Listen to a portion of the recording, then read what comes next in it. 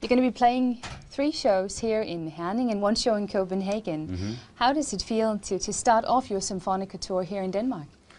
Well, I had such a fantastically enthusiastic reaction the last time I was here, you know, and I came back and played shows I wasn't expecting to play because things went so well here.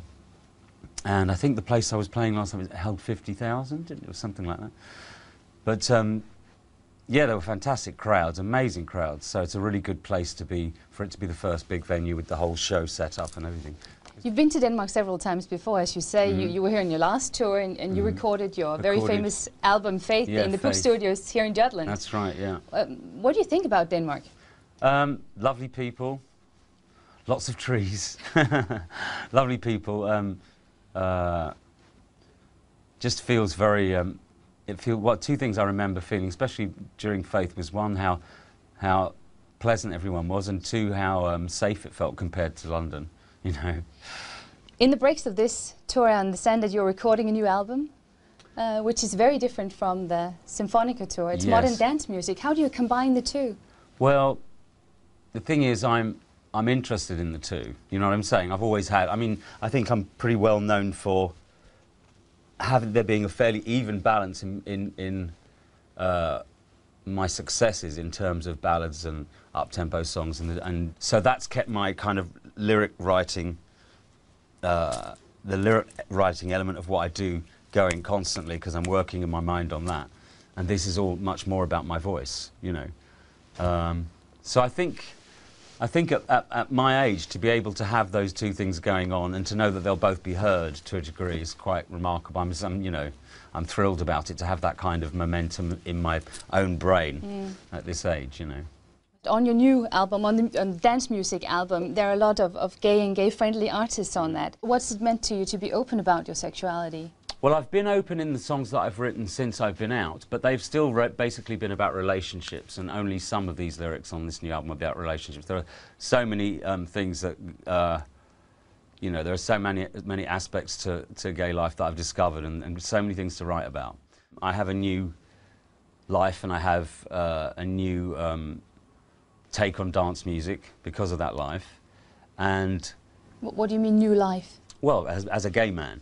You know, dance music plays a very different part in gay men's lives at 48 than it does straight men's lives at 48. I would say that's an understatement, actually. This CD I bought in '84, I think it was, and this was the first CD I ever bought, and actually it was the first CD you were able to buy in Jutland, in this part of Jutland. And I think for many people in my generation, well, we grew up with your music, we fell in love with your music and got married with your music, and all these... Had lots of babies with my music. Lots of babies with your music.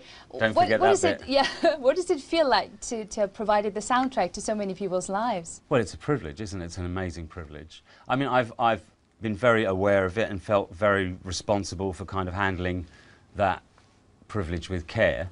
Not many people really are that meticulous with what they do, I suppose, and I'm just a control freak and terribly afraid of failure or regret. So I work very hard at these things, and I hope people will feel that in the show as well, you know. You have been in the spotlight for almost 3 decades. How have you coped, or how are you coping with the media attention and fuss and... As badly as ever, really. I've just been on a holiday on an island, and just for 4 days, and I think pretty much everybody in the island has my picture now. You know, I'm a little too polite for my own good, really. You don't get used to it over the years? No. It gets stranger over the years, actually, because the longer people have seen like a 2-dimensional, you know, whether it be TV or the newspaper, people who've seen you in 2 dimensions for nearly 3 decades, you know, since they were children or whatever, when they see the 3D version, they tend to... It's almost like it gets weirder. The experience gets weirder because people's response to you over time gets stronger. Not less necessarily... It doesn't necessarily go with your chart success or whatever. It goes with how long you've been around, you know, and so the response to you gets stronger and stronger, and I think a lot of people don't appreciate that. I think that's why a lot of people like me, who've been around for years and years, only really lose it in their 40s and 50s. You know, there are a lot of people that seem to lose their minds at a certain age, and I think I know why now. You know, what the are you really doing like to the avoid legends, that? the kind of What legends. are you doing to keep that from happening? Well, I stay home a lot. No, I'm trying to break free of that as well. I try very hard to thank my lucky stars, you know, and keep it all in proportion and perspective. But it can be very tiring having a smiley face all day for thousands of. Yeah, no wonder. And when I travel, that's much more likely to happen, of course. There were, when you're talking about keeping away from the public, there were 17 years where you did not go on the road. But now you are on the road and on a tour again. How do you feel about it now?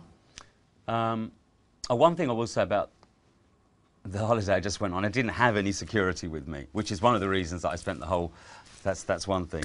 So I'm protected from some of that out here, but I obviously feel a very different relationship with the people who come to see the shows than the people, because if it were just my fans that decided they needed my picture, then I think I'd be all right. You know, there are lots of George Michael fans, but there aren't that many. You know, it's the fact that everyone seems to want one, just, you know, in case their wife wants it, or their daughter wants it, or their gay partner wants it.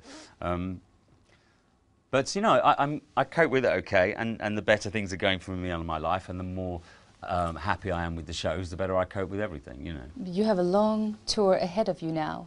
You're starting on Monday. This is the heaviest schedule I've ever had, actually. I don't know how that happened, really. It was really much more about me being afraid of looking at the schedule and not noticing there are more and more dates going in. I'm actually now just kind of excited to see it in a bigger venue. But it's going to be a huge setup. You're going to have an entire symphony orchestra with you. Yeah, exactly. What's that going to be like? Well, I know now, as of last Monday, it feels amazing. And I'm looking forward to getting more and more comfortable with it, and my voice getting stronger and stronger as the tour goes on, you know. What do you do to prevent it from... Nothing. You're Nothing.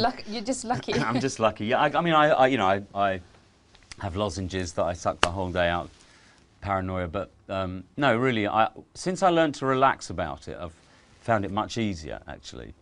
I used to get really, really paranoid, and after every show I'd have to go straight back to the hotel and talk to no one, you know, and it's so dull and so boring, and actually led to more throat problems because of the anxiety.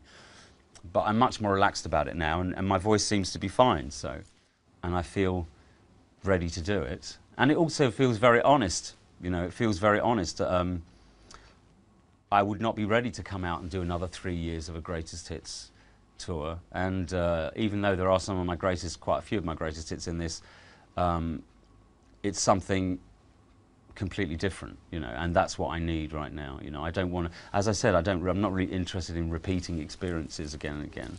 And I like to challenge myself to improve as a vocalist, and believe me, singing with an orchestra is one way to do it, really. So what challenges do you see lie ahead? Well, the dance album is a challenge. I think it will be a challenge with the media. But the challenge of this tour really is to see what kind of a singer I can be by the end of it. By Christmas, I think I'll see just what my potential as a singer is at this point in time, you know. And I hope that I'll be a better singer than I've ever been. So I wish you all the best of luck. Yeah, that's quite a good line to finish on. Exactly. We should definitely finish on that. Thank you very much. Okay. All right. Thank you.